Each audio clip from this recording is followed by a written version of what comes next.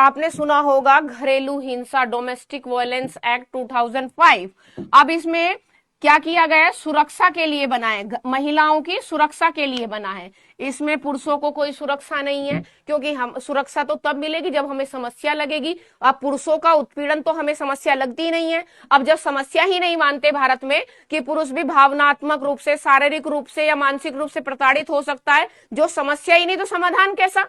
तो इसीलिए घरेलू हिंसा में महिलाओं को सुरक्षा दी जाती है और पुरुषों को सुरक्षा नहीं मिलती। दूसरा, जो महिलाएं पीड़िता होती हैं उन्हें कानूनी सहायता और संरक्षण मिलता है, जबकि अगर पुरुष सामाजिक और कानूनी सहायता मांगता है तो उसे बहुत सारी बाधाओं से गुजरना पड़ता है, जो अपने आप में उसके लिए चैलेंज है, जो उसे अवसाद की स्थिति में ले जाता है। दूसरी अगर मैं बात करूं तो पुरुषों के खिलाफ कम संवेदनशील है कानून।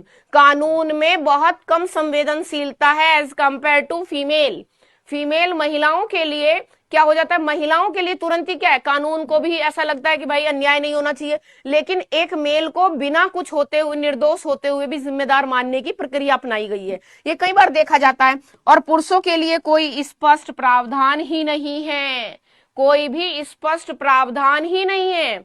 अब जब स्पष्टता ही नहीं है तो शिकायत दर्ज कर जाता है। अगर मान लीजिए किसी ने अवसादग्रस्त है, कोई मानसिक रूप से, शारीरिक रूप से प्रताड़ित है अपने घर में, और वो जाए कि मेरी पत्नी या मुझे घरेलू हिंसा का शिकार होना पड़ रहा है, पत्नी हो, ससुर, सास, जो भी फैमिली से रही है रिलेटेड, तो मुझे उनसे परेशान होना पड़ रहा है, तो पहले तो वो जाएगा नहीं, क्योंकि हेल्दी एनवायरमेंट नहीं है, उसकी सुनेगा कौन।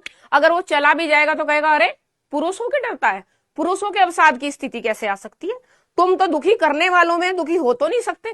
तो अनावश्यक रूप से उसकी व्यथा को सुनने के बजाय क्या है, वो शर्म की वजह से वहां तक पहुंच ही नहीं पाता ताकि वो अपने आप को न्याय ले सके। और घरेलू हिंसा में लिंग संवेदी बनाकर पुरुषों के अधिकारों को ध्यान देने की आवश्यकता है।